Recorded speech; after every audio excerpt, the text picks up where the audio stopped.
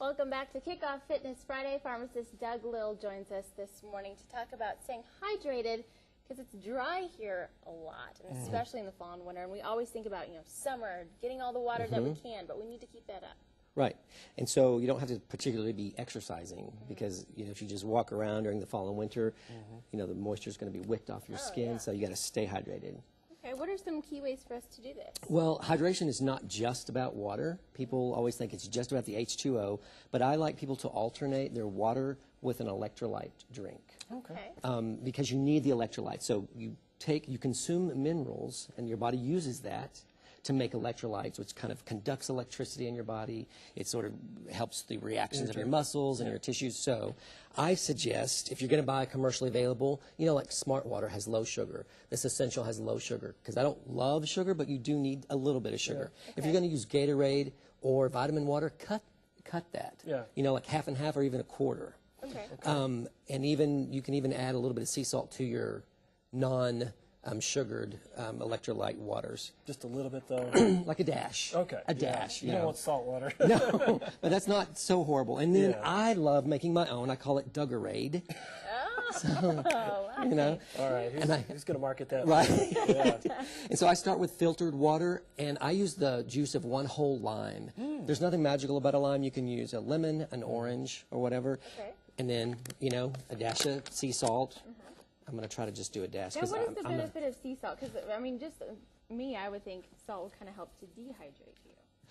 Well, the sea salt has got a broader spectrum of minerals. Okay. So table salt has just sodium and chloride. And that's it. Okay. This has got a little bit of lithium, magnesium, selenium, zinc. It's got a broad spectrum. And we do lose salt when we sweat. Exactly. So and people don't realize you need some lithium. You need some manganese, zinc, selenium. You need those things.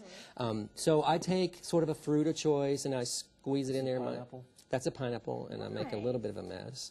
And sometimes I'll add things like this to make it pretty. I What kind of berries are just... Those are just red raspberries? raspberries, yeah. Raspberries, okay. And something like this is easy to carry around with you at work, but whenever people ask you, how much should I be drinking during the day, what do you usually recommend? The typical, the 8 ounces. Okay. The 8 glasses. That's not right. 8 glasses. A day. Yeah, and even more. Like I tell people, you're supposed to be going to the bathroom.